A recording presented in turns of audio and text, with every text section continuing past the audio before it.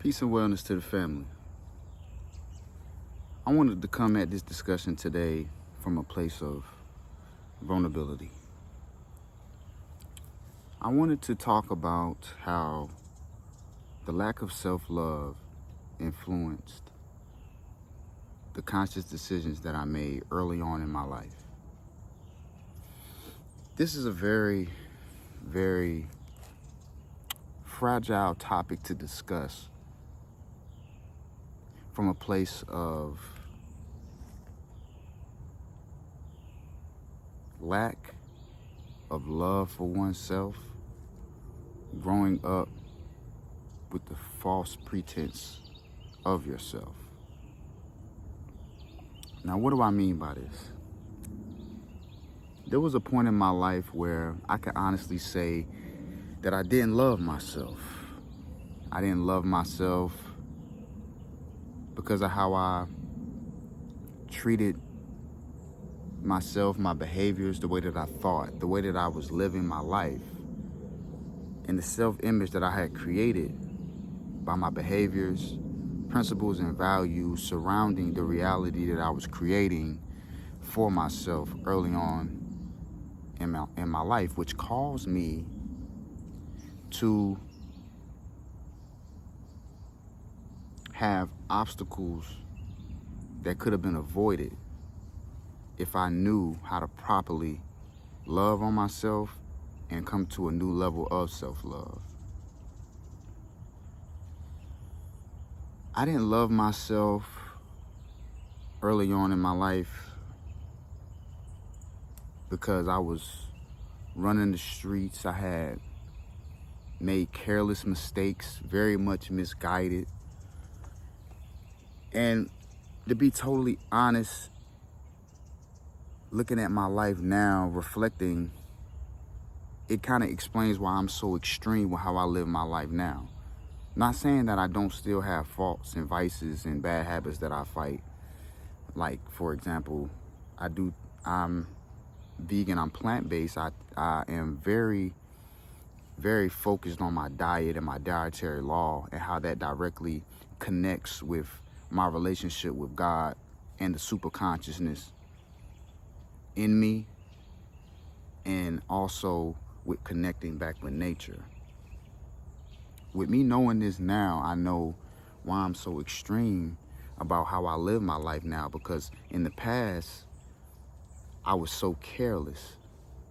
I was careless to the point where I made decisions based off of impulse. I was so impulsive and irrational that my life was so chaotic. It was chaos going on the inside, so my life was chaotic on the outside.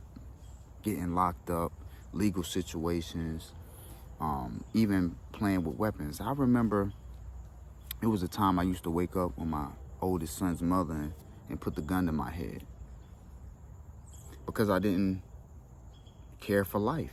I didn't see any purpose in my life. I wasn't living a meaningful life. I didn't even know who I was, truly. So that made me act out as if I didn't care if I lived or died. I didn't care about legacy. I didn't care about being careless. You know what I'm saying? So it was just kind of like, with the life that I was living, there's no way there's not a higher purpose on my life now, because I would have been deceased if it wasn't. And this goes back to purpose and finding purpose and cherishing it, remembering when you didn't have it. That's why I say purpose over profit.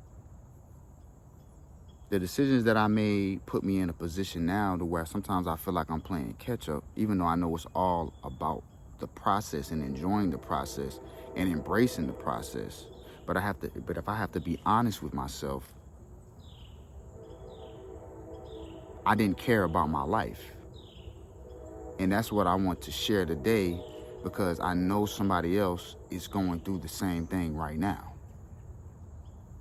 But through all of that, on the premise of being careless in life and not loving yourself, a special thing happened.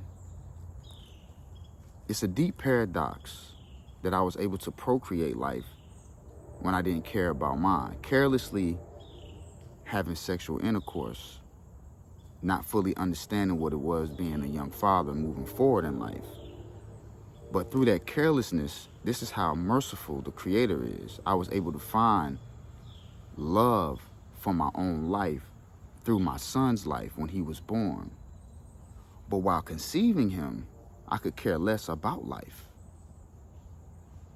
But even with being careless about life, I was able to create it. And this is what made me come into a new consciousness about the life that I had. Because I had to, because I brought in another life.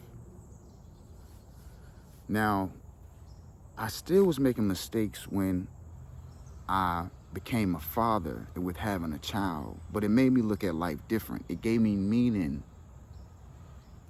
in a sense of knowing that I had this power to create a life in this world that did not ask to be here. Now, some of my deepest anger and psychotic rage came from my father being absent in my life. And with my father being absent in my life, I had no guidance and I didn't feel loved. My mother loved me the best the way that she could, but it was still a void with me because why didn't my father come and help? Why didn't my father talk to me? Why didn't he support me? Which made me look at life very, very carelessly. Now, but with being a father, I'm coming into a space where I'm seeing that my son needs me and he needs me to care about life. And he didn't ask to be here. So when I created him with me having emptiness, me feeling emptiness inside, I still was filled with this power source to procreate, which brought upon my son. It's a deep paradox in life when you cannot care about the life and you're projecting that out because whatever you have inside is your projected reality. But I had no true desired reality because I had no purpose. One of the ways that I coped and dealt with it was through creativity, writing, creating music, and of course, negative expressions like doing drugs and selling narcotics and becoming volatile and carrying weapons. Violent behavior drove me. It was just a manifestation of what I was feeling inside. Even though I knew this wasn't a normal life. This wasn't truly me. But I had to find the keys to unlock who was truly me, who was my true self. So the carelessness led me into creating some sort of reason and meaning to have purpose in life. Even though I didn't know what that purpose was, I know I just couldn't go through life carelessly now that I have a child, because I would be deceased and create the same cycle for my son. Now, this is a very deep, deep psychology, because I knew that I had to find some sort of reason and vision to live, to be able to be there for the life that I had created. And that's where it started. Some people have kids for reasons beyond their understanding. Now, I knew that a lot of my behaviors were a result of anger, abandonment, rage, neglect. However, I knew that that anger, abandonment, and neglect could be corrected through the life that I created if I did the total opposite of how I was treated when I was conceived and coming into this world. I mean, think about it. When I was in the womb, breathing fetal fluid, I had no control over what was happening to me, my features forming, what gender I was. That was all in the power of the Creator. It was all in the Creator's hands of what I was going to be. Now, with knowing that, with my own child, seeing his mother going through the trimesters and being there as a young father, even though I was still a child myself and finding my way, I knew that I had to find a way. Some way to have some type of love for myself so I can show love to my child. And this is a lot of the reasons why I feel like some people conceive children to get out of depression, anxiety, post-traumatic stress, past traumatic stress, emotional traumas, because the child can make you see the power source within you, because even when you didn't believe in life, you were able to create one. I never cared about my life. I never cared about my life. And I feel bad about not caring about my life because it had a great effect on my children. Because the decisions that I made me absent in their life. Finding my way through all this, I can honestly say I was confused. I was incarcerated. I was confined in a maze of uncertainty. I didn't even have belief, so having a knowing was totally out of the question because I didn't even have anything that I felt like I could believe in. But what I did believe was that there was always something better and this wasn't truly who I was. I did believe that. Did I know that? I didn't, because I didn't truly know myself. And I can honestly admit that now. I knew nothing about autosuggestion or subconscious mind reprogramming. I honestly thought that the way that I was living my life of self-hatred was the way you were supposed to live your life. Now, coming back into the now, the everlasting now, this present day now that you see me in this metamorphic stage of where I'm at now, it explains my behaviors because me understanding and getting the personal revelation of knowing that how much I did not care about my life is the reason why the extremities of how I love on myself now is so high. The standard is so high. The reason why my dietary law is so strict. The reason why I'm adamant about making the connection with nature, planetary wellness, and geosciences, and how our diet is directly connected to how the earth would thrive. It's directly connected to how the planet will not be damaged. Because as long as we're loving on ourselves, the earth will love on us. And we will treat the earth better. We are earthlings and we are on this planet. Why not take care of it? But the best way to take care of it is to take care of ourselves. Get rid of instant gratification and truly find ourselves. This is what I know now. And this explains why my personality transformation is so strict to one from the outside looking in. For me now, it's just a lifestyle. But I'm starting to understand myself more deeply through this healing journey, because the reason why my lifestyle is the way that it is now, because such of the low self-love that I had for myself in the past. And now I have a chance to love on myself properly. Now I have a chance to, I've been blessed to have my thought patterns change in a way that now my psychology is to find new levels of self-love. within myself, to become a better father, to stand on my masculinity. And the relationships with my kids' mothers,